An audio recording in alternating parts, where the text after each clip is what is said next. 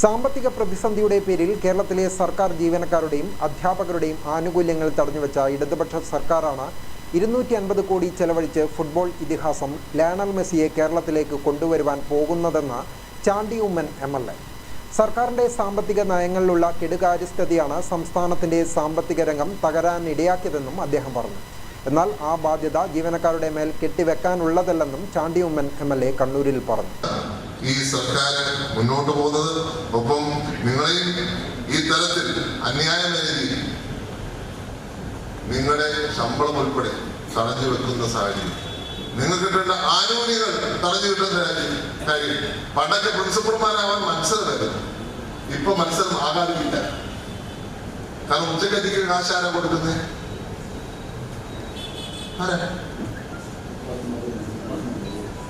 മാസ്റ്റർമാരോട് ഞാൻ ചോദ്യം ചോദിക്കുക, എക്സാം അല്ലേ കൊടുക്കണ്ടേ? അതുകൊണ്ട് ആർക്കും എക്സാം ആവുന്ന എല്ലാവർക്കും അഭിമാനമായിരുന്നു എക്സാം ആവുന്നത്. ചിലപ്പോ എക്സാം ആയി കഴിഞ്ഞാൽ കുളത്തിൽ ഇറങ്ങുന്നതാണ്.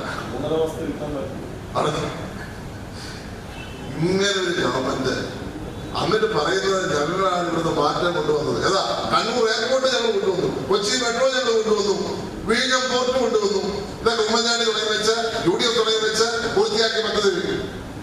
സർക്കാർ ജീവനക്കാരും അധ്യാപകരും ഈ മാസം 22-ന് നടത്തുന്ന പണിമുടക്ക് സമരവുമായി ബന്ധപ്പെട്ട് സെറ്റോ കണ്ണൂർ ജില്ലാ കമ്മിറ്റിയുടെ ആഭിമുഖ്യത്തിൽ നടന്ന പണിമുടക്ക് സമര പ്രഖ്യാപന കൺവെൻഷൻ ഉദ്ഘാടനം ചെയ്ത് സംസാരിക്കുകയായിരുന്നു ചാണ്ടി ഉമ്മൻ MLA. സെറ്റോ കണ്ണൂർ ജില്ലാ ചെയർമാൻ MP ഷനിജ് അധ്യക്ഷനായി.